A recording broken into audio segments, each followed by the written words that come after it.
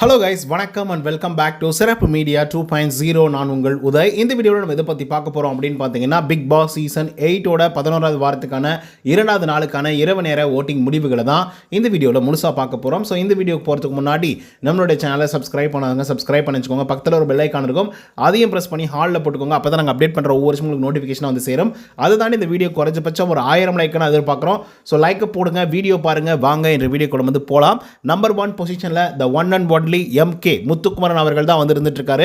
அவர் வாங்கிய ஓட்டுகளோட எண்ணிக்கை அப்படின்னு சொல்லி பார்க்கும்போது, இவர் வாங்கிய ஓட்டுகளோட எண்ணிக்கை அப்படின்னு சொல்லி பார்க்கும்போது 66,190 ஓட்டுகளாகும். பர்சன்டேஜ் வைஸ் அப்படின்னு சொல்லி பார்க்கும்போது 26.8% வந்து இருந்துட்டு இருக்காரு நம்மளுடைய முத்துக்குமரன் அவர்கள்.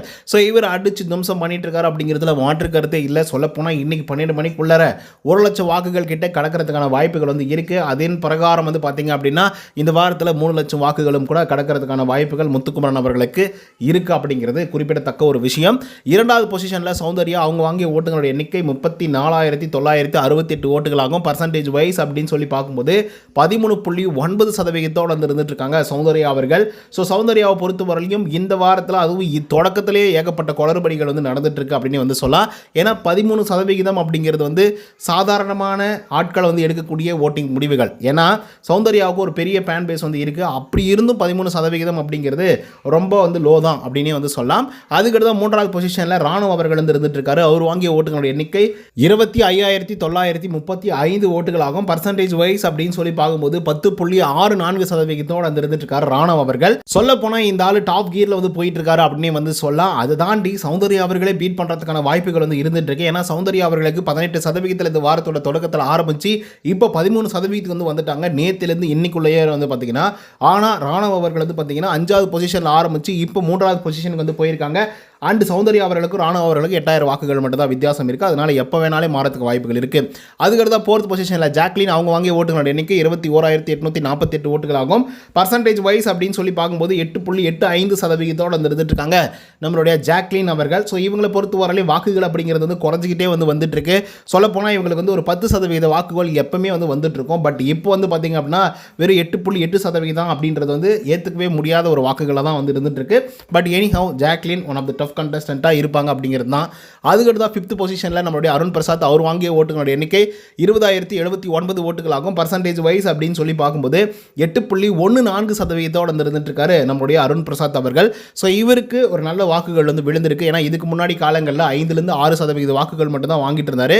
பட் இப்போ 8% வாக்குகள் வந்து வாங்கிட்டு இருக்காங்க. ரீசன் என்னவா இருக்கும் அப்படின்னு பார்த்தீங்கன்னா, இவருக்கு லாஸ்ட் வீக்கில் வந்து பயங்கரமான அடி விழுந்துச்சு. ஸோ அதனால் எல்லாரும் சேர்ந்துக்கிட்டு இவரையே டார்கெட் பண்ணுறாங்களே அப்படின்னு சொல்லிட்டு இவங்க மேலே ஒரு சிம்பத்தி வந்து கிரியேட் ஆகிறதுக்கான வாய்ப்புகளும் வந்து இருந்துட்டு இருக்கு. அதுக்கடுத்து 6th பொசிஷனில் பவித்ரா, அவங்க வாங்கிய ஓட்டுகளோட எண்ணிக்கை 16,392 ஓட்டுகளாகும்.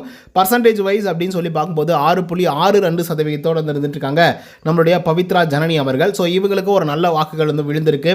இவங்களுடைய பொசிஷன் எப்பயுமே அந்த 5வது பொசிஷன் 6வது பொசிஷன் இது மேலவே வந்து போக மாட்டாங்க. அண்ட் இதுக்கு கீழேயும் வந்து வரமாட்டாங்க. அதையே தொடர்ந்து இந்த வாரமும் கண்டினியூவேஷன் வந்து பண்ணிட்டு இருக்காங்க. பட் லாஸ்ட் வீக் மட்டும் அதிகப்படியான வாக்குகள் வந்து வாங்கினாங்க. நம்பர் 1 பொசிஷன்லையும் வந்து இருந்தாங்க.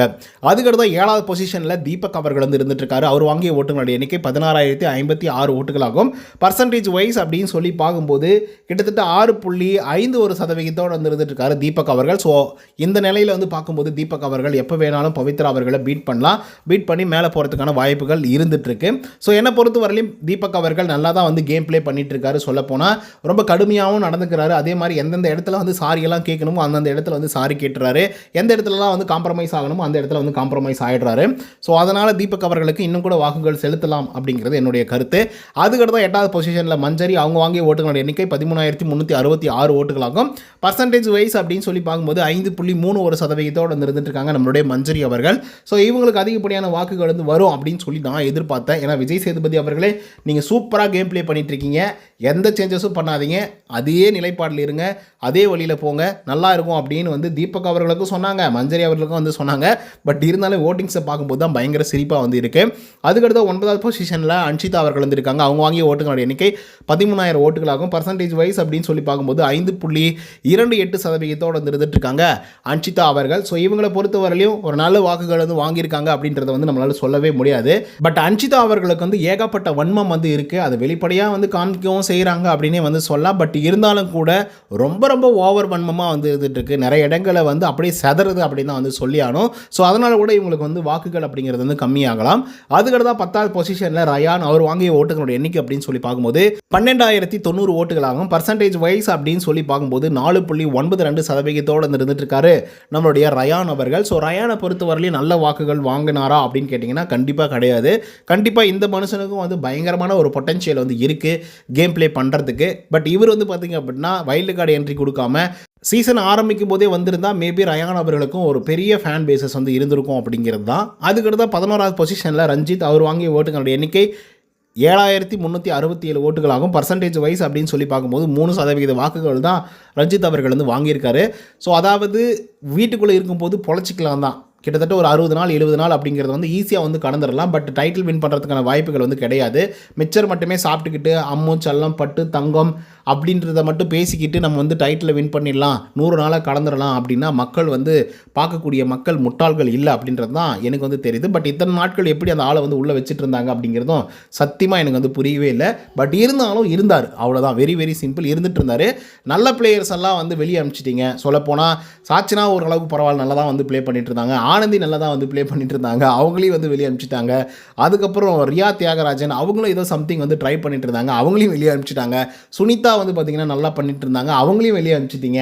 ஸோ இந்த மாதிரி நல்லா ப்ளே பண்ணக்கூடிய ஆட்களெல்லாம் தூக்கி தூக்கி வெளியே அனுப்பிச்சிட்டு ஒவ்வொரு வாரமும் தர்ஷிகா அவங்களுக்கு வந்து ஒரு ரியலைசேஷன் வந்து கொடுத்துருக்கலாம். சொல்லப்போனால் இந்த வாரத்தோட இருந்திருந்தாங்கன்னு வச்சுக்கோங்களேன், நல்லா இருந்திருக்கும். தர்ஷிகாவுக்கு வந்து விஜய் சேதுபதி அட்வைஸ் கொடுத்துருப்பாப்ல. ஏன்னா ஒவ்வொரு கண்டஸ்டன்ட்டையும் கூப்பிட்டு உட்கார வச்சு அட்வைஸ் வந்து கொடுத்துருந்தாங்க இந்த வாரத்தில்.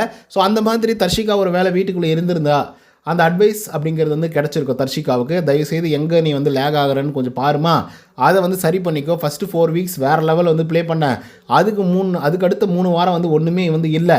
ஸோ அதுக்கப்புறம் நீ என்ன இதில் வந்து நீ போன, ஏன் வந்து ஒன்று நல்லா வந்து கான்சன்ட்ரேட் வந்து பண்ண முடியல, ஏன் நல்லா வந்து கேம் ப்ளே பண்ண முடியல அப்படின்னு சொல்லி விஜய் சேதுபதி அவர்கள் அட்வைஸ் கொடுத்துருந்தால் மேபி அவங்க வந்து ஒரு ட்ராக்கை வந்து சேஞ்ச் அவுட் பண்ணி விஜய் விஷால் கிட்டேருந்து ரொம்ப தூரம் வந்து விலகி வந்து இந்த கேமை வந்து இன்னும் கூட சூப்பராக சுவாரஸ்யமாக வந்து கொண்டு போயிருந்திருப்பாங்க அப்படிங்கிற மாதிரி தான் எனக்கு வந்து தோணிகிட்ருக்கு. ஏன்னா நல்ல பிளேயர்ஸ் எல்லாம் தூக்கி தூக்கி வெளியே அனுப்பிச்சிடுறாங்க. சும்மா இருக்கிற பிளேயர்ஸ் எல்லாம் வந்து வீட்டுக்குள்ளே உட்காந்துக்கிட்டு ஏதோ சம்திங் வந்து மிச்சர் சாப்பிட்டுக்கிட்டு உட்காந்துட்டு இருக்காங்க. அந்த விதத்தில் வந்து பார்க்கும்போது ரஞ்சித் அவர்கள் மிச்சர் சாப்பிட்டாரு. அதே மாதிரி வந்து பார்த்திங்கன்னா சத்யா மிச்சர் சாப்பிட்டுட்டு இருந்தார், அவரை தூக்கி வெளியே அனுப்பிச்சிட்டாங்க, அது ஓகே. இப்போது அப்படி பார்த்தோம் அப்படின்னா அன்ஷிதா ஒன்றுமே பண்ணுறது கிடையாது. பவித்ரா ஏதோ கேம் ப்ளே பண்ணுறதுக்கு மட்டும்தான் சில விஷயத்தை வந்து பண்ணுறாங்களே தவிர மற்றபடி எதுவுமே வந்து பண்ணுறது கிடையாது. வீட்டுக்குள்ளே எதுவுமே சென்சேஷனாக ஏதாவது பேசுகிறேன் அப்படின்ற பேரில் எதுவுமே பேசுறது கிடையாது. ஏதாவது சம்திங் இந்த சமுதாயத்துக்கு ஏதாவது சம்திங் சொல்ல வந்தால் தானே, எதுவுமே பண்ணுறது இல்லைங்க. ஆக்சுவலாக சொல்ல போனால் பவித்ராவாக இருக்கட்டும், அதே மாதிரி அன்ஷிதாவாக இருக்கட்டும், அன்ஷிதா வன்மத்தின் மறு உருவம் அப்படின்னு தான் வந்து சொல்லி ஆகணும். ஏன் அப்படி சொல்கிறோம் அப்படின்னு பார்த்தீங்கன்னா, அவங்களுக்கு ஒரு ஆளை பிடிச்சிருச்சு அப்படின்னா பிடிச்சிருச்சு, ஓகேங்களா. அவங்கள வந்து அவ்வளோ சீக்கிரம் வெறுக்க மாட்டாங்க. பிடிக்கல அப்படின்னா கிட்ட கூட நெருங்கவே விட மாட்டாங்க. அந்தளவுக்கு மோசமான ஒரு கேரக்டர் தான் வந்து பார்த்திங்க அப்படின்னா அன்ஷிதா அவர்கள். அவங்களுக்கு ஒரு சான்ஸும் கொடுக்க மாட்டாங்க, அவங்க என்ன சொல்ல வராங்க அப்படிங்கிறதும் கேட்க மாட்டாங்க, கிட்ட கூட வந்து சேர்க்கவே வந்து மாட்டாங்க நம்மளுடைய அன்ஷிதா அவர்கள். ஸோ அந்த ஒரு குவாலிட்டி ரொம்ப ரொம்ப ஒஸ்ட்டான ஒரு குவாலிட்டி. இப்போ அன்ஷிதா என்ன பண்ணிட்டாங்க அப்படின்னு சொல்லி கேட்டிங்க அப்படின்னா அவங்களும் ஒன்றுமே பண்ணல, அதுதான் உண்மையும் கூட. ஸோ அன்ஷிதா அவர்களையும் பேக் பண்ணி தயவு செய்து வீட்டுக்கு வெளியே அனுப்பிச்சிருங்கப்பா. ஏன்னா அந்த மாதிரி தான் வந்து இருந்துகிட்ருக்கு. ரயான் இப்போ தான் பேசவே ஆரம்பிச்சிருக்கான். சில நேரங்களில் வேலிடான பாயிண்ட் வந்து பேசுகிறாப்புல. இன்றைக்கி ஜாக்லின் எதிர்த்து கூட நிறைய விஷயங்கள் வந்து பேசியிருந்தாரு. ஸோ இந்த மாதிரி ஏதோ சம்திங் பண்ணக்கூடிய ஆட்கள் வந்து வீட்டுக்குள்ளே இருந்தாங்க அப்படின்னா பார்க்கக்கூடிய எங்களுக்கும் வந்து நல்லாயிருக்கும், நிறைவாக இருக்கும். ஏதோ சம்திங் கண்டென்ட் வந்து பார்த்திங்கன்னா டெய்லி வந்து ஓடிக்கிட்டே வந்து இருந்துகிட்ருக்கோம். பட் அதை விட்டுட்டு சும்மா இருக்கக்கூடிய ஆட்கள்லாம் உள்ளர வச்சுக்கிட்டு அவங்கள வந்து மிச்சர் போட்டு சாப்பிட வச்சு நல்லா தூங்க வச்சு வெள்ளிக்கிழமானா லீவு, சண்டே ஆனால் லீவு, இந்த மாதிரி வந்து அழகாக லீவை கொடுத்துட்டு மண்டே ஒன்றுமே பண்ணுறதில்ல. கேப்டன்சி டாஸ்க் மட்டும் நடக்கும், அதுக்கப்புறம் கிராசரி ஐட்டம் டாஸ்க் வந்து நடக்கும், அவ்வளோதான். ஜாலியாக ஃபன் பண்ணிக்கிட்டு சுற்றிக்கிட்டு தெரிஞ்சுக்கிட்டு வந்து இருந்துகிட்ருக்காங்க. இப்போல்லாம் சொல்லப்போனால் ஜெப்ரி கூட எதுவுமே வந்து பண்ணுறதில்ல அப்படின்னு தான் வந்து சொல்லி ஆகணும். அவன் எப்பயுமே எதுவுமே பண்ணதில்லை. எப்போ பார்த்தாலும் பெண்கள் கூட உட்காந்துக்கிட்டு ஜாலியாக வந்து அரட்டை அடிச்சுக்கிட்டு ஏதோ சம்திங் வந்து பண்ணிகிட்ருக்கான், அவ்வளோதானே தவிர எதுவுமே பொட்டன்ஷியலாக இதை நான் எடுத்து செய்கிறேன், இதை நான் பண்ணுறேன் அப்படிங்கிற மாதிரி எதுவுமே இல்லை. ஏதோ கேம் அப்படின்னு சொல்லி வரும்போது மட்டும் கொஞ்சம் உயிரை கொடுத்து வந்து விளையாடுறாப்புல, அவ்வளோதானே தவிர மற்றபடிக்கு ஒன்றுமே கிடையாது அப்படின்னு தான் வந்து சொல்லி ஆகணும். ஸோ இப்போ நான் சொன்ன பேர்கள்லாம் எதுவுமே இல்லை. ஸோ இவங்கெல்லாம் வந்து வெளியே போயிட்டு மற்ற ஆட்கள்லாம் உள்ளே இருந்திருந்தால் கூட இன்னும் கூட கேம் வந்து சுவாரஸ்யமாக இருந்திருக்கும் அப்படிங்கிறது தான் என்னுடைய கருத்து. ஸோ அதனால் ஓட்டு போடும்போது கொஞ்சம் பார்த்து போடுங்கப்பா. இந்த சீசனில் மட்டும் பிஆர் வேலை அப்படி வேலை செய்கிறானுங்க. யாரெல்லாம் சும்மா டம்மி பீஸாக இருக்காங்களோ அவங்களெல்லாம் வந்து மேலே தூக்கி வச்சு பார்க்குறதான் எங்களால் வந்து சகிச்சிக்கவே முடியல அப்படின்னு வந்து சொல்லி ஆகணும். நல்லா பிளேயர்ஸ் எல்லாம் வந்து பார்த்திங்க அப்படின்னா வெளியே அனுப்பிச்சிடுறாங்க. ஸோ இதை பற்றி உங்களோட கருத்துக்கள் என்ன அப்படிங்கிறத கமெண்ட்டில் வந்து பதிவு பண்ணுங்கள். இந்த வீடியோ உங்களுக்கு வந்து பிடிச்சிருந்தா லைக் அண்ட் சப்ஸ்கிரைப் பண்ண மறந்துடாதீங்க. நன்றி, வணக்கம்.